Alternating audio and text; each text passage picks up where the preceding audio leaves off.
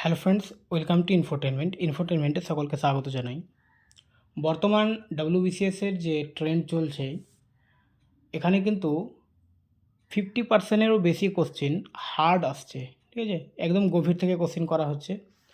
তো সেই দিকে লক্ষ্য রেখে আমরা এখানে chapter wise easy to hard অর্থাৎ সহজ থেকে কঠিনের দিকে আমরা কোশ্চিন নিয়ে এসেছি। এবং এখানে ডাব্লিউবিসিএস, প্রিলিমস, মেন্স এবং অন্যান্য স্টেট পিএসসিরও কোশ্চিন কিন্তু রয়েছে। ঠিক আছে, তো আজকের প্রথম কোশ্চিন একদম ইজি কোশ্চিন। ভারতীয় প্রত্নতত্ত্বের জনক কাকে বলা হয়? তো ভারতীয় প্রত্নতত্ত্বের জনক হচ্ছে Alexander Cunningham. Alexander Cunningham archaeological survey of India অর্থাৎ ASI প্রতিষ্ঠা করেন 1861 সালে। তাই একে ভারতীয় প্রত্নতত্ত্বের জনক বলা হয়। ঠিক আছে, প্রাগৈতিহাসিক যুগের চিত্রিত পাথুরে আশ্রয়ের বৃহত্তম বলয়টি কোথায় পাওয়া গেছে? তো রক শেল্টার যেটা পাওয়া গেছে সেটা ভীমবেটকায়। অপশন বি হচ্ছে অ্যান্সার। দেখো, প্রাগৈতিহাসিক যুগের গুহাচিত্র মধ্যপ্রদেশের রায়সেন জেলার ভীমবেটকায় পাওয়া গেছে। এটি 1958 সালে আবিষ্কৃত হয় এবং 2003 সালে ইউনেস্কো ওয়ার্ল্ড হেরিটেজ সাইট হিসেবে স্বীকৃতি পায়। মধ্যপ্রদেশের বৃহত্তম গুহা সমষ্টি কোনটি? অপশান রয়েছে পাণ্ডব গুহা, শঙ্করাচার্য গুহা, ভীমবেটকা গুহা, এগুলির কোনোটি নয়। তো আমরা যেটা পড়লাম যে রক শেল্টার, সেটা হচ্ছে ভীমবেটকা গুহা। তো মধ্যপ্রদেশে অবস্থিত রায়সেন জেলায় এবং বৃহত্তম গুহা সমষ্টি। গৃহে সমাধি কোথায় দেখা গেছে? হাউস বিউরিয়ালস। তো গৃহ সমাধি দেখা গিয়েছে আলমোড়ার উলেরিতে। Option C.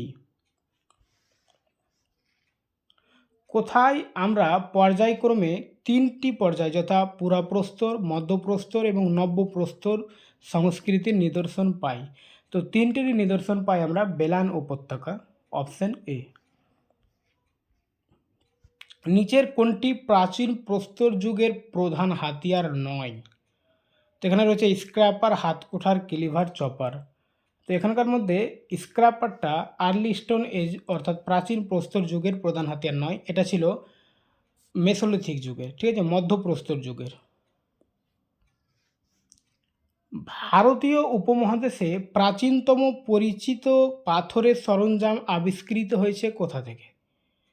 তো ভারতীয় উপমহাদেশে প্রাচীনতম পরিচিত পাথরের সরঞ্জাম আবিষ্কৃত হয়েছে কর্ণাটকে অর্থাৎ হুংসি উপত্যকায়। ক্ষুদ্রাস্য বা মাইক্রোলিথ কোন যুগের বৈশিষ্ট্য? তো মাইক্রোলিথ এটা হচ্ছে মধ্যপ্রস্তর যুগের বৈশিষ্ট্য, অর্থাৎ মাইক্রোলিথ মানে ছোট পাথরের হাতিয়ার। ঠিক আছে, তো এটা মধ্যপ্রস্তর যুগে হয়েছিল। প্রস্তর যুগ মানে আর্লি প্রস্তর যুগ যেটা ছিল, ঠিক আছে, প্রাচীন প্রস্তর যুগ, সেখানে কিন্তু ভোঁতা পাথর, এবং মধ্যপ্রস্তর যুগে হালকা এটা ছোট হয়েছিল এবং হালকা তীক্ষ্ণ হয়েছিল। নবপ্রস্তর যুগে পুরোটাই তীক্ষ্ণ হয়েছিল। ঠিক আছে, মেসোলিথিক যুগের মানুষ শিকার করার জন্য সাধারণত কোন ধরনের অস্ত্র ব্যবহার করত? তলোয়ার, কাঁটাযুক্ত বর্শা, কামান, কাটাপাল্ট। তো এই কোশ্চেনটা দেখো সিজিএলে এসছে। তো এই কোশ্চেনটা হচ্ছে যে মেসোলিথিক যুগ অর্থাৎ মধ্যপ্রস্তর যুগ, এই সময় মানুষ শিকার করার জন্য কাঁটাযুক্ত বর্শা ব্যবহার করত। ঠিক আছে, মেসোলিথিক যুগের মানুষ অর্থাৎ মধ্যপ্রস্তর যুগ সাধারণত মাইক্রোলিথ নামে পরিচিত ক্ষুদ্র পাথরের অস্ত্র ব্যবহার করত, যেটা আমরা আগের কোশ্চেনে পড়লাম। আর এই ক্ষুদ্র পাথরের ফলাগুলো কাঠ বা হাড়ের হাতলে বসিয়ে যৌগিক অস্ত্র তৈরি করা হতো, যেমন কাঁটাযুক্ত বর্শা, তীর ইত্যাদি। গর্ডন চাইল্ড নিচের কোন সময়কালকে বিপ্লবের যুগ বলে মনে করতেন? তো নব্যপ্রস্তর যুগকে গর্ডন চাইল্ড বিপ্লবের যুগ বলেছেন। মানুষ সর্বপ্রথম কোন ধাতু ব্যবহার আবিষ্কার করেছিল?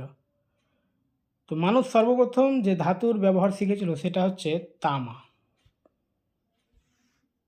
প্রায় 10,000 বছর আগে মানুষ তামার ব্যবহার শুরু করে। বর্তমানে উত্তর ইরাকে আবিষ্কৃত একটি তামার লকেটের সময়কাল আনুমানিক খ্রিস্টপূর্ব ৮৭০০ অব্দ নির্ধারণ করা হয়েছে। প্রায় ৫,০০০ বছর ধরে তামাই ছিল মানুষের পরিচিত একমাত্র ধাতু, ফলে ধাতুর প্রায় সব ধরনের ব্যবহারই তামার মাধ্যমে সম্পন্ন হতো। ভারতীয় উপমহাদেশে কৃষিকার্যের প্রাচীনতম প্রমাণ কোন স্থানে পাওয়া গেছে? তো এটা পাওয়া গেছে মেহেরগড়ে, অপশন বি। পশুপালনের দীর্ঘ ইতিহাসে ওয়েনকে এর মতে কোন প্রাণীকে প্রথম গৃহপালিত করা হয়েছিল? তো ঐতিহাসিক বা প্রত্নতাত্ত্বিক ওয়েনকের মতে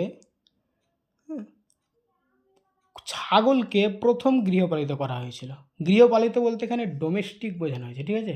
পোষ মানানো হয়েছিল ওটা হচ্ছে কুকুর, কিন্তু ডোমেস্টিকভাবে, যেটা ডোমেস্টিক প্রাণী আমরা কোনটাকে বলি? ডোমেস্টিক প্রাণী যেখান থেকে আমরা দুধ, মাংস ইত্যাদি পাই, ঠিক আছে? মানে যেটা আমাদের অর্থকরী পশু আর কি, সেটাকে আমরা ডোমেস্টিক বলি। তো এই অনুযায়ী ওয়েঙ্কের মতে এটা কিন্তু ছাগল অ্যান্সার হবে, কুকুর না, ঠিক আছে? নিম্নোক্ত কোন প্রত্নতাত্ত্বিক কেন্দ্রটি পশ্চিমবঙ্গে অবস্থিত? তো মোগলমারি পশ্চিমবঙ্গে অবস্থিত। এটা মিসলেনিয়াসের কোশ্চেন। বোঘাজকায় গুরুত্বপূর্ণ কারণ। বোঘাজকায় গুরুত্বপূর্ণ কারণ সেখানে প্রাপ্ত শিলালিপিতে বৈদিক দেবতাদের নামের উল্লেখ রয়েছে। আদিম হোমো স্যাপিয়েন্সের প্রাচীনতম জীবাশ্মাবশেষ কোথায় পাওয়া গেছে? তো এটা পাওয়া গেছে নর্মদা উপত্যকায়। কোডুমানাল প্রত্নস্থল থেকে প্রাপ্ত প্রমাণের ভিত্তিতে তামিলনাড়ুতে নগরায়নের সূচনা কত সালে বলে মনে করা হয়? তো কোডুমানাল প্রত্নস্থল থেকে প্রাপ্ত প্রমাণের ভিত্তিতে তামিলনাড়ুতে নগরায়নের সূচনা হয়েছিল প্রায় 500 থেকে 400 বিসি, অর্থাৎ খ্রিস্টপূর্ব 500 থেকে 400। নিম্নলিখিত কোনগুলি ভারতের সুপরিচিত প্রাচীন ভৌগোলিক উপাধি? তো এখানে হচ্ছে সপ্তদ্বীপ, ভারতবর্ষ, জম্মুদ্বীপ, এ এবং বি উভয়। তো দেখো, ভারতের সুপরিচিত প্রাচীন ভৌগোলিক উপাধি ছিল জম্মুদ্বীপ, অর্থাৎ ভারতকে জম্মুদ্বীপ বলা হতো আগে। সাসানীয় শাসক প্রথম শাহপুরের কোন শিলালিপিতে হিন্দুস্তান শব্দটির প্রাচীনতম ব্যবহার পাওয়া যায়? তো এটা পাওয়া যায় নকশে রুস্তমে। এখানে অ্যাসারশন এবং রিজন দেওয়া রয়েছে। তো দেখো, ঊর্ধ্ব গাঙ্গেয় অববাহিকায় তামার ভাণ্ডার ব্যবহারকারী মানুষরা ছিল যাযাবর শিকারী। এটা ভুল, কারণ যখন তামার ব্যবহার শিখেছিল তখন মানুষ কিন্তু যাযাবর ছিল না, তারা স্থায়ী বসবাস শিখে গিয়েছিল, ঠিক আছে? তাহলে এ আর বি হবে না। তারপর বলছে তামার ভাণ্ডার প্রায় গেরুয়া রঙের মৃৎ পাত্র ও কাঁচা মাটির কাঠামোর সঙ্গে পাওয়া গেছে। এটা ঠিক, তাহলে এ ভুল কিন্তু আর সঠিক, অপশন সি হচ্ছে অ্যান্সার।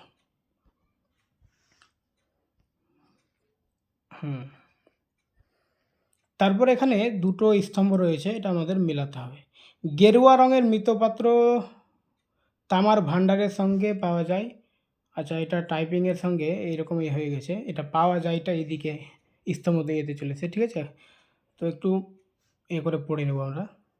তো গেরুয়া রঙের মৃৎপাত্র তামার ভাণ্ডারের সঙ্গে পাওয়া যায়, এটার সঙ্গে মিলবে। ঊর্ধ্ব গাঙ্গেয় অববাহিকা আবিষ্কৃত অঞ্চল সর্বাধিক তামার ভাণ্ডার, এটাও ঠিক। আচ্ছা, এটা ঊর্ধ্ব গাঙ্গেয় অববাহিকা, এটা সর্বাধিক তামার ভাণ্ডার আবিষ্কৃত অঞ্চল, মানে এটার সঙ্গে এটা মিলিয়ে পড়তে হবে, ঠিক আছে? টাইপিং করতে গিয়ে এটা এদিকে চলে এসছে। স্থায়ী কৃষিজীবী ও কারিগর ভাণ্ডার কারিগর, এটা দোয়াব অঞ্চলে তামার ভাণ্ডার ব্যবহারকারী।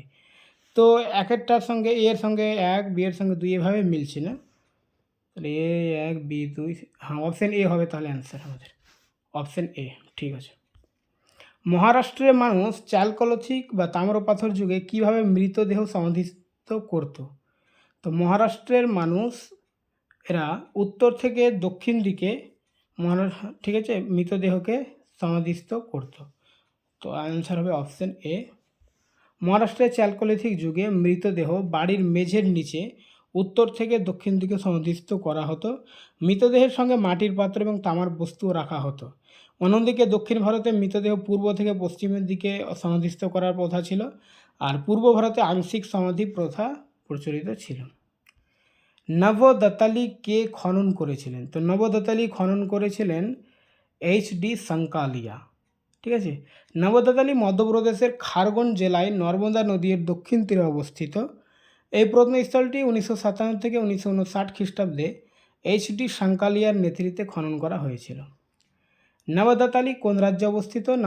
নবদতালি মধ্যপ্রদেশে অবস্থিত। নবদতালি মধ্যপ্রদেশের খারগন জেলায় নর্মদা নদীর দক্ষিণ তীরে অবস্থিত। বিস্তারিত ব্যাখ্যা আগের প্রশ্নটিতে আমরা দেখলাম। ঠিক আছে? গেরুয়া রঙের মৃৎপাত্র সংস্কৃতির নামকরণ কোথায় হয়েছিল? তো এটা হয়েছিল হস্তিনাপুর। তো হস্তিনাপুর এবং আতরঞ্জি খেরাতে গঙ্গা যমুনা দোয়াব অঞ্চলে এক বিশেষ ধরনের গেরুয়া রঙের মৃৎপাত্র আবিষ্কৃত হয়েছিল। এই বৈশিষ্ট্যপূর্ণ মৃৎপাত্রের কারণে এই প্রত্নস্থলগুলিকে গেরুয়া রঙের মৃৎপাত্র সংস্কৃতি নামে অভিহিত করা হয়। এই সংস্কৃতির সঙ্গে গঙ্গা উপত্যকার তামার ভাণ্ডারেরও ঘনিষ্ঠ সম্পর্ক রয়েছে। তো এই 25টা কোশ্চিন এই চ্যাপ্টার থেকে, পরের চ্যাপ্টারগুলো আমরা পরবর্তীতে নিয়ে আসবো। ওকে, থ্যাংক ইউ।